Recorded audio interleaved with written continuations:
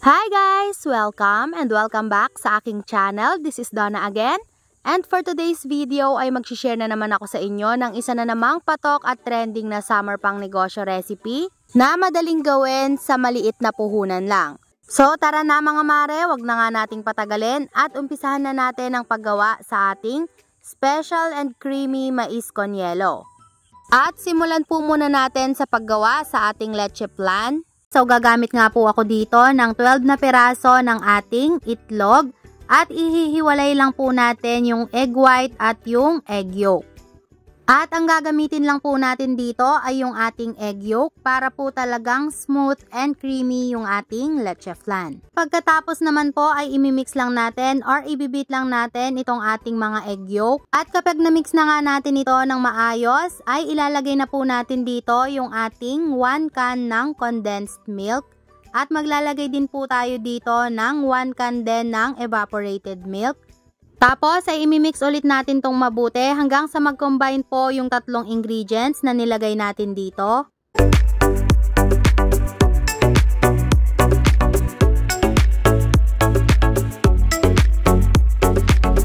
At after nga po natin yung ma-mix ng maayos ay sasalain naman natin para po matanggal yung mga buo-buo and to make sure po na talagang smooth yung kakalabasan ng ating leche flan.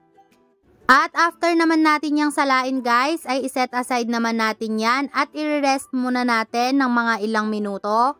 At habang nakarest nga po itong ating egg and milk mixture, ay gagawin naman natin yung ating caramel syrup. So naglagay lang po ako ng tubig and ng asukal dito sa ating pan. And maglalagay din po ako ng 1 tablespoon ng vanilla extract. Tapos ay i-mix lang natin yung mabuti hanggang sa medyo ma-dissolve na po itong ating sugar. Tapos ay lulutuin lang natin yan guys hanggang sa mag-caramelize yung ating sugar.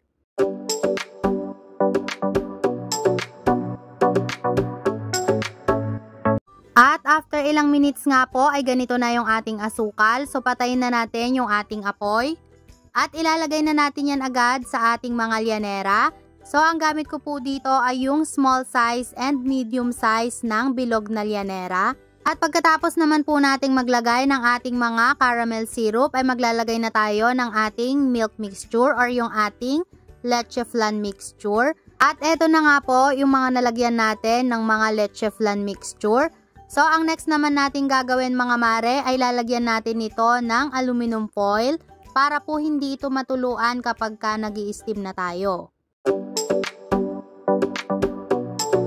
At after nga po natin yung makover ng aluminum foil ay itatransfer naman natin ito o ilalagay na natin ito dito sa ating steamer. At nagpainit na din po ako dito ng tubig. Dapat po ay konting tubig lang yung ilalagay natin. At dapat po ay mahinang-mahina lang yung ating apoy. At i-steam lang natin yan guys for at least 40 to 45 minutes sa sobrang hinang apoy.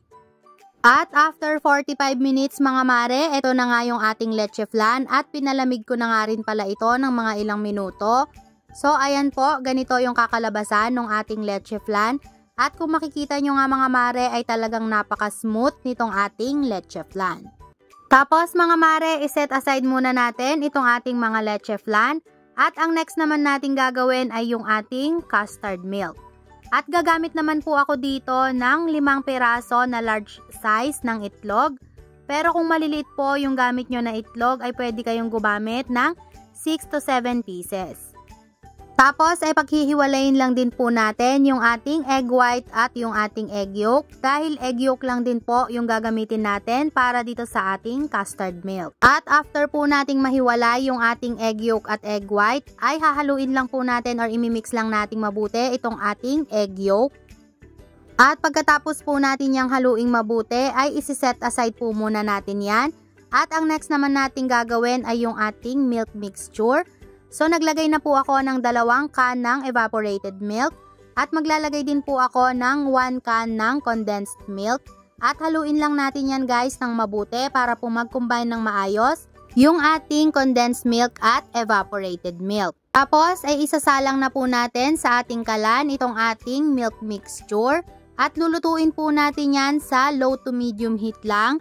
At dapat po ay continuous lang natin itong hahaluin habang niluluto natin ito para po maiwasan natin na masunog itong ating custard milk. At pagkatapos nga ng ilang minuto mga mare, kapag mainit na itong ating milk mixture, ay mag-a-add lang po tayo gradually nitong ating milk dito sa ating egg yolk. Dapat po ay paunti-unti lang ang paglagay natin dito para po hindi mabigla ng pagkakaluto itong ating egg yolk.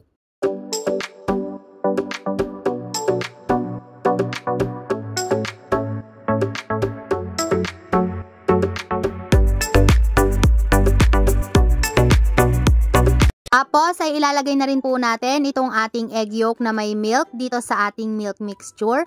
So kaya lang po natin yun ginawa ay para po hindi mabigla ng pagkakaluto yung ating egg yolk at para po maiwasan natin na magkaroon ng buo-buo itong ating custard milk.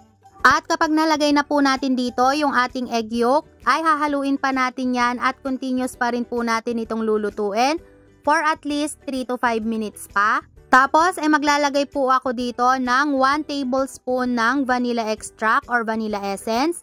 And maglalagay din po ako dito ng isang patak lang ng egg yellow food color. This is optional po, pwede kayong maglagay at pwede rin naman na hindi. Kaya po ako naglalagay ng egg yellow na food color ay para po mas matingkad yung ating gatas or yung ating custard milk. But again, this is optional. Pwede nyo pong gayahin at pwede rin naman na hindi. At pagkatapos nga ng ilang minuto mga mare, ay pwede na nga nating i-turn off yung ating apoy. Tapos ay isi-set aside po muna natin itong ating custard milk at papalamigin po muna natin yan.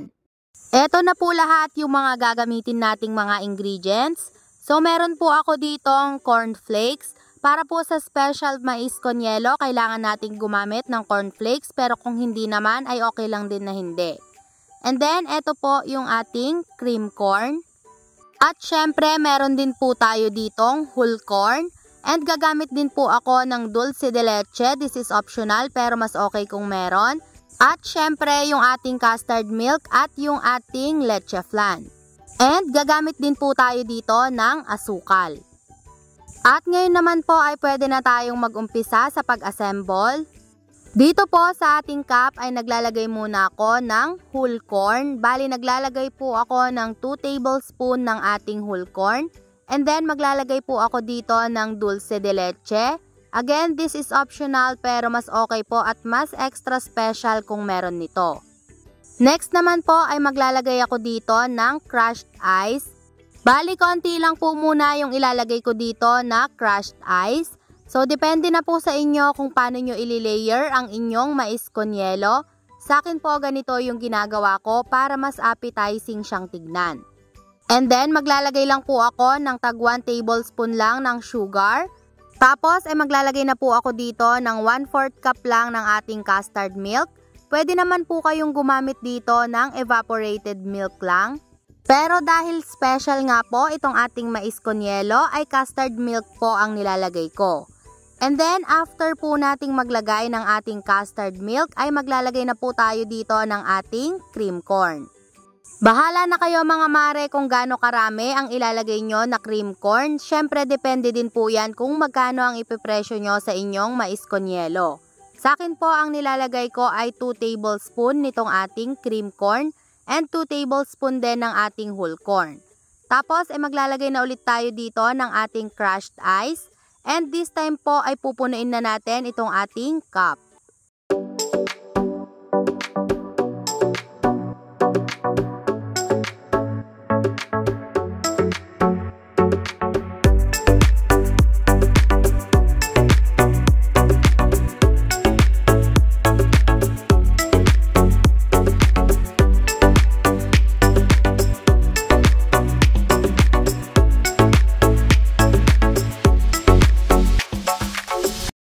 After po nating maglagay ng crushed ice, ay maglalagay na po ulit tayo dito ng ating custard milk. Again, kung ayaw nyo pong gumamit ng custard milk, ay pwede naman po kayong gumamit ng evaporated milk lang.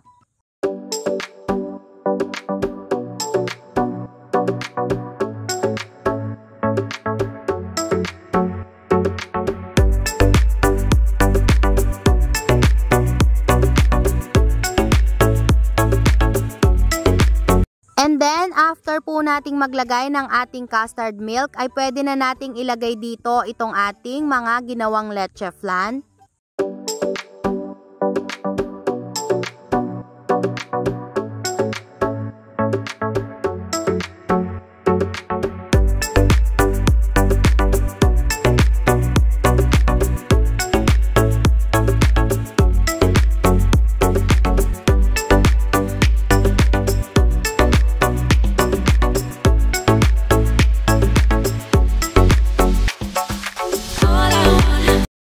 Lastly ay maglalagay na po tayo nitong ating cornflakes.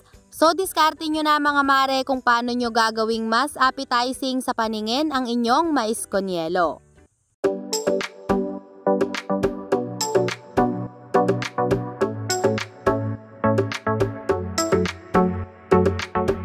At eto na guys, ganun lang kadali at meron na tayong napaka-special at napaka-creamy na mais con yelo.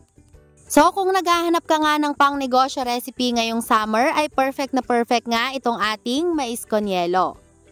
So hanggang dito na lang mga mare, sana po nagustuhan nyo ang ating pang-negosyo recipe for today. At kung meron po kayong pang-negosyo recipe na gusto nyong gawan ko ng video, i-comment nyo lang po sa ating comment section.